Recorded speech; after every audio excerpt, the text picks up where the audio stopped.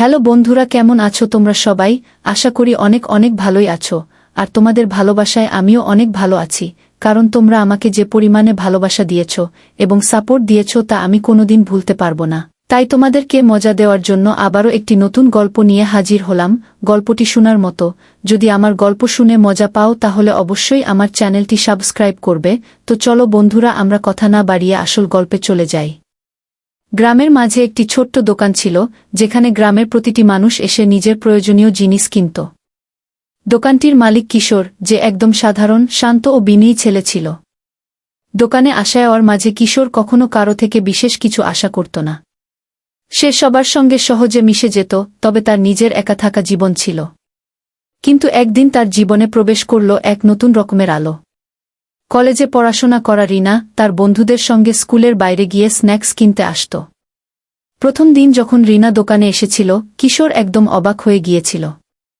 তার স্নিগ্ধ হাসি, পরিপাটি পোশাক আর হালকা শ্যাম্পেন রঙের চুল কিশোরের মনোযোগ কেড়ে নিল।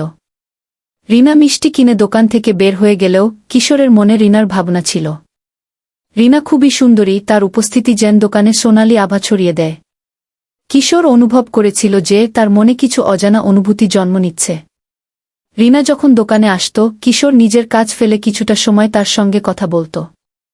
একদিন রিনা বলল, আপনার দোকানে আসলে কেন যেন ভালো লাগে, খুব শান্তিপূর্ণ। কিশোর মুচকি হাসল, ধন্যবাদ, আপনি যখন আসেন তখন দোকানও একটু উজ্জ্বল হয়ে ওঠে। এরপর থেকেই রিনা আসত প্রায় প্রতিদিনই। কিশোরের দোকান আর তার মাঝের সম্পর্ক আরও দৃঢ় হতে থাকে।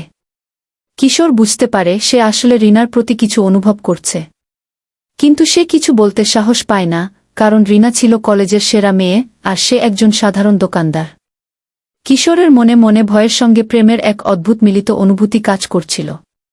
কিছুদিন পর রিনা একদিন তার বন্ধুর সঙ্গে দোকানে এসে বসল।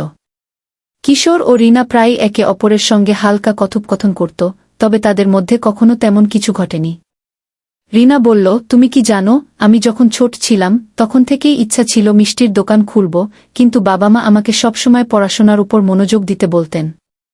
কিশোর তার কথাগুলো শুনে হাসি দিয়ে বলল, হয়তো সেই কারণে তুমি আজকাল আমাদের দোকানে এসে ভালোবাসার মতো কিছু খুঁজে পাও।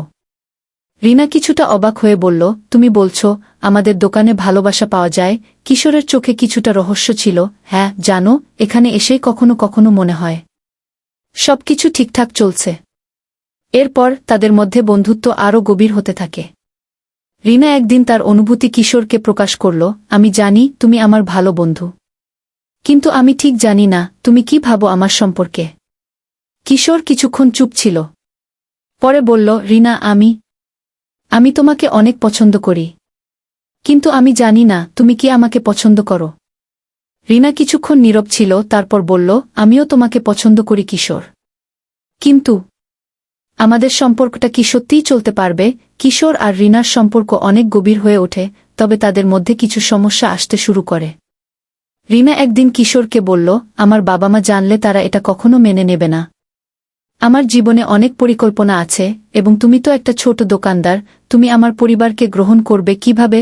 কিশোর একটু দুঃখিত হয়ে বলল, আমি জানি রিনা, আমি তোমার পরিবারের মতো কিছুই দিতে পারব না, কিন্তু আমি জানি আমার ভালোবাসা তোমার জন্য যথেষ্ট।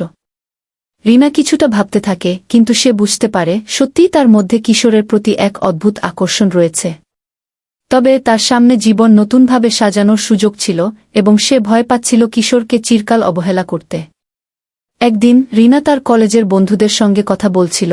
তারা বলল, তুমি যদি কিশোরের মতো একটি সাধারণ ছেলেকে ভালোবাসো, তাহলে তোমার জীবন কিভাবে কাটবে? রিনা কিছুটা হতাশ হয়ে বলল, তবে তো আমি কিছুই জানি না। সময় পেরিয়ে যাওয়ার সঙ্গে সঙ্গে কিশোরের ও রিনার সম্পর্ক এক গভীর বাঁধনে বাধা পড়ে। রিনা একদিন কিশোরকে বলল, এখন আমি বুঝতে পারছি ভালোবাসা শুধু বাহ্যিক জিনিস নয়, বরং অন্তরের বিষয়। হ্যালো বন্ধুরা, কেমন আছো তোমরা সবাই? আশা করি অনেক অনেক ভালোই আছো। আর তোমাদের ভালোবাসায় আমিও অনেক ভালো আছি, কারণ তোমরা আমাকে যে পরিমাণে ভালোবাসা দিয়েছ এবং সাপোর্ট দিয়েছ তা আমি কোনোদিন ভুলতে পারবো না। তাই তোমাদেরকে মজা দেওয়ার জন্য আবারও একটি নতুন গল্প নিয়ে হাজির হলাম। গল্পটি শোনার মতো, যদি আমার গল্প শুনে মজা পাও তাহলে অবশ্যই আমার চ্যানেলটি সাবস্ক্রাইব করবে। তো চলো বন্ধুরা, আমরা কথা না বাড়িয়ে আসল গল্পে চলে যাই। গ্রামের মাঝে একটি ছোট্ট দোকান ছিল, যেখানে গ্রামের প্রতিটি মানুষ এসে নিজের প্রয়োজনীয় জিনিস কিনত। দোকানটির মালিক কিশোর, যে একদম সাধারণ, শান্ত ও বিনয়ী ছেলে ছিল। দোকানে আসায় ওর মাঝে কিশোর কখনো কারো থেকে বিশেষ কিছু আশা করত না। সে সবার সঙ্গে সহজে মিশে যেত, তবে তার নিজের একা থাকা জীবন ছিল। কিন্তু একদিন তার জীবনে প্রবেশ করল এক নতুন রকমের আলো। কলেজে পড়াশোনা করা রিনা তার বন্ধুদের সঙ্গে স্কুলের বাইরে গিয়ে স্ন্যাক্স কিনতে আসত।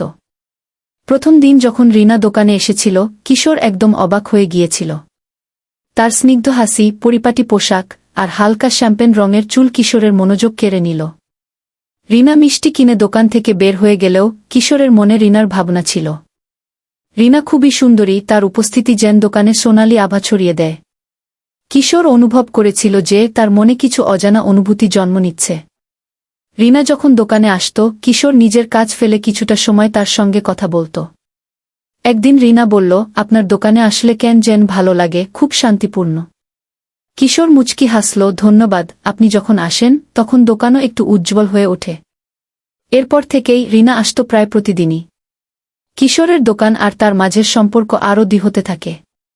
কিশোর বুঝতে পারে সে আসলে রিনার প্রতি কিছু অনুভব করছে। কিন্তু সে কিছু বলতে সাহস পায় না, কারণ রিনা ছিল কলেজের সেরা মেয়ে আর সে একজন সাধারণ দোকানদার। কিশোরের মনে মনে ভয়ের সঙ্গে প্রেমের এক অদ্ভুত মিলিত অনুভূতি কাজ করছিল। কিছুদিন পর রিনা একদিন তার বন্ধুর সঙ্গে দোকানে এসে বসল। কিশোর ও রিনা প্রায় একে অপরের সঙ্গে হালকা কথোপকথন করত, তবে তাদের মধ্যে কখনো তেমন কিছু ঘটেনি। রিনা বলল, তুমি কি জানো, আমি যখন ছোট ছিলাম তখন থেকেই ইচ্ছা ছিল মিষ্টির দোকান খুলব, কিন্তু বাবা মা আমাকে সবসময় পড়াশোনার উপর মনোযোগ দিতে বলতেন। কিশোর তার কথাগুলো শুনে হাসি দিয়ে বলল, হয়তো সেই কারণে তুমি আজকাল আমাদের দোকানে এসে ভালোবাসার মতো কিছু খুঁজে পাও। রিনা কিছুটা অবাক হয়ে বলল, তুমি বলছো আমাদের দোকানে ভালোবাসা পাওয়া যায়? কিশোরের চোখে কিছুটা রহস্য ছিল। হ্যাঁ, জানো, এখানে এসেই কখনো কখনো মনে হয় সবকিছু ঠিকঠাক চলছে। এরপর তাদের মধ্যে বন্ধুত্ব আরও গভীর হতে থাকে। রিনা একদিন তার অনুভূতি কিশোরকে প্রকাশ করল, আমি জানি তুমি আমার ভালো বন্ধু, কিন্তু আমি ঠিক জানি না তুমি কি ভাবো আমার সম্পর্কে। কিশোর কিছুক্ষণ চুপ ছিল, পরে বলল, রিনা, আমি তোমাকে অনেক পছন্দ করি, কিন্তু আমি জানি না তুমি কি আমাকে পছন্দ করো।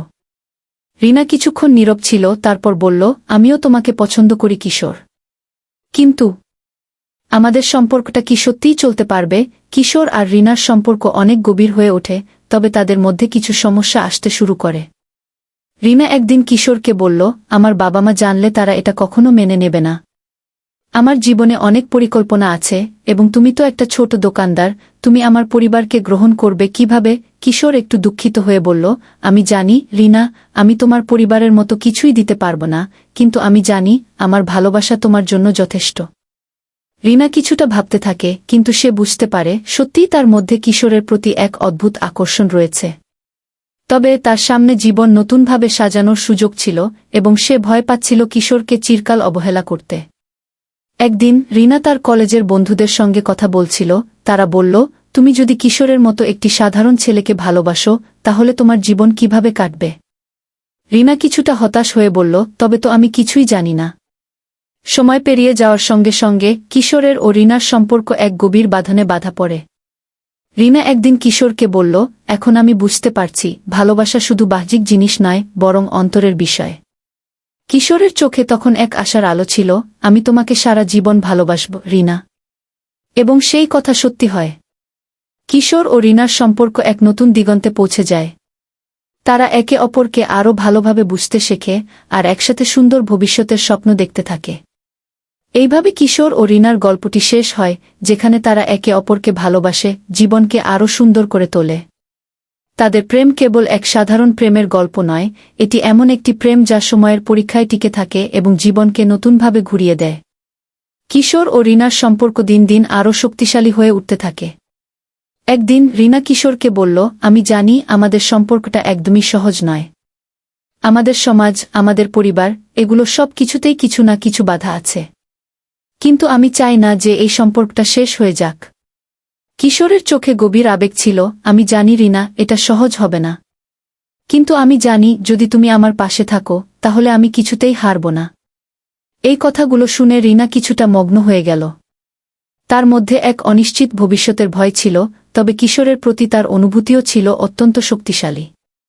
কিছুদিন আগে সে চিন্তা করত কিশোরের মতো এক সাধারণ ছেলে কি তার জীবনে জায়গা পাবে, কিন্তু এখন সে বুঝতে পারল কিশোর তার জীবনের সবচেয়ে গুরুত্বপূর্ণ মানুষ হয়ে উঠেছে। কিশোরের দোকানে আসা যাওয়ার মধ্যে তাদের সম্পর্ক আরও গা হতে থাকে। একদিন রিনা তার বন্ধুর সঙ্গে কলেজে বসেছিল। বন্ধুটি বলল, তুমি তো এখন কিশোরকে ভালোবাসো, কিন্তু জানো তো তোমার জীবনটা অন্যদিকে চলে যাবে। তুমি যে পরিবারের অংশ, সেখানে তুমি কিশোরের মতো একজন সাধারণ ছেলেকে গ্রহণ করতে পারবে না। রিনা কিছুটা হেসে বলল, আমি জানি, কিন্তু আমি একবার ভাবলাম সত্যিই যদি ভালোবাসি তাহলে কি সেটা কোনো বাধা হতে পারে। এ কথাটি শুনে বন্ধুটি কিছুটা চুপ হয়ে গিয়েছিল, কিন্তু রিনা জানত তার নিজের হৃদয় সঠিক পথ দেখাচ্ছে।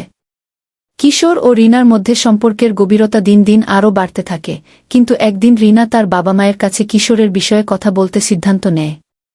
সে জানত এটা খুবই কঠিন হবে, কারণ তার বাবা মা কখনোই একজন সাধারণ দোকানদারকে তার পছন্দ করতে দেবে না। তবে রিনা ঠিক করেছিল সে তাদের জানাবে তার মন কি চায়। একদিন বিকেলে রিনা তার বাবা মায়ের সামনে বসে বলল, আমার কিছু বলার আছে। তার বাবা প্রশ্ন করল, কি হলো রিনা? আমি কিশোরকে ভালোবাসি, রিনা বলল একনিষ্ঠভাবে। তার বাবা কিছুক্ষণ চুপ থেকে বলল, তুমি জানো না রিনা, তোমার সামনে অনেক সুযোগ আছে। তুমি একজন ভালো পরিবারের মেয়ে, তোমার জীবনটা বড় জায়গায় স্থির হবে। কিশোর তোমার জন্য একদমই সঠিক নয়। রিনা মাথা নিচু করে চুপ হয়েছিল। তাকে খুব কষ্ট হচ্ছিল, কারণ সে জানত তার বাবা মা তাকে ভালো চায়, কিন্তু তার হৃদয় কিশোরের জন্য একান্তভাবে আঁকড়ে ছিল। রিনা জানত তার বাবা মাকে কখনোই তার সিদ্ধান্তের সঙ্গে একমত করানো সম্ভব হবে না, কিন্তু সে এটাও জানত ভালোবাসা শুধুমাত্র ওই সমস্ত কঠিন মুহূর্তকেই জয় করতে পারে যা অন্যথায় সম্ভব ছিল না। কিছুদিন পর রিনা আবার কিশোরের কাছে এসে বলল, কিশোর, আমি জানি আমাদের সম্পর্ক এত সহজ হবে না, কিন্তু আমি চাই তুমি জানো আমি তোমাকে সারা জীবন ভালোবাসব। কিশোর চোখে জল নিয়ে বলল, আমি জানি রিনা, আমি কখনো তোমার সমান হতে পারব না, কিন্তু আমি প্রতিজ্ঞা করছি আমি তোমাকে কখনোই কষ্ট দেব না। এটি ছিল তাদের সম্পর্কের এক নতুন মাইলফলক। তাদের মধ্যকার বিশ্বাস ও ভালোবাসা এখন দুই হয়ে উঠেছিল। তারা একে অপরকে অনেক বেশি বোঝার চেষ্টা করেছিল এবং একে অপরের দুর্বলতার সঙ্গী হয়ে উঠেছিল। কিশোরের সাথে কাটানো প্রতিটি মুহূর্ত রিনার কাছে যেন এক নতুন জীবন, এক নতুন অধ্যায় হয়ে উঠেছিল। রিনা আর কিশোর একে অপরের সঙ্গে সময় কাটাচ্ছিল, কিন্তু সমাজের চোখ ছিল তাদের উপর। রিনা কলেজে যাওয়ার সময় অনেকবারই তাকে মিথ্যা কথা শুনতে হয়েছিল। তার বন্ধুরা বলতো, তুমি তো ভালো জানো না কিশোরের মতো সাধারণ একজন ছেলে তোমার জীবন সঙ্গী হবে কিভাবে। এতে রিনা কখনো কখনো দুঃখিত হলেও তার মন কখনোই কিশোর থেকে বিচ্ছিন্ন হয়নি। সে জানত সমাজের কথায় জীবন চলে না, জীবন চলে হৃদয়ের কথায়। একদিন রিনা তার কলেজের একটি অনুষ্ঠানে অংশগ্রহণ করছিল। সেখানে তার বন্ধুদের মধ্যে একজন বলল, তুমি কিশোরের মতো একজন ছেলেকে পছন্দ করো? তার তো কোনো ভবিষ্যৎ নেই। রিনা এর উত্তর দেয়, ভবিষ্যৎ আমাদের হাতে থাকে। কিশোরের মতো একজন ছেলে যদি ভালোবাসে তবে সে পৃথিবীর সেরা পুরুষ। এ কথাগুলো বলার পর তার বন্ধুদের আর কোনো মন্তব্য ছিল না। রিনা জানত সে তার হৃদয়ের পছন্দেই চলবে। কিশোরের দোকানেও পরিবর্তন আসছিল। তার ভালোবাসা ও কঠোর পরিশ্রমের ফলে দোকানটি ক্রমেই জনপ্রিয় হতে শুরু করেছিল। অনেক মানুষ তার দোকানে আসত কিশোরের মিষ্টি ও স্ন্যাক্স কিনতে। রিনা জানত কিশোরের মধ্যে অসীম পরিশ্রমের শক্তি রয়েছে এবং সে তার পাশে দাঁড়িয়ে থাকতে চাইত। একদিন কিশোর বলল, আমি ভাবছিলাম যদি একসাথে একটা ব্যবসা শুরু করি তাহলে আমাদের জীবনে অনেক পরিবর্তন আসবে। রিনা হেসে বলল, তাহলে শুরু করো, আমি তোমার পাশে আছি। এটা ছিল তাদের ভবিষ্যতের দিকে একটা বড় পদক্ষেপ। কিশোর আর রিনা একসাথে ব্যবসায় হাত দিয়েছিল এবং তাদের স্বপ্নের পথে একযোগে চলতে শুরু করেছিল। সময়ের সঙ্গে সঙ্গে কিশোর ও রিনা একে অপরের সঙ্গে আরও বেশি সময় কাটাতে শুরু করল। তাদের সম্পর্ক আরও পরিপক্ক হয়ে ওঠে আর তারা একে অপরকে সার্বক্ষণিকভাবে সমর্থন করেছিল।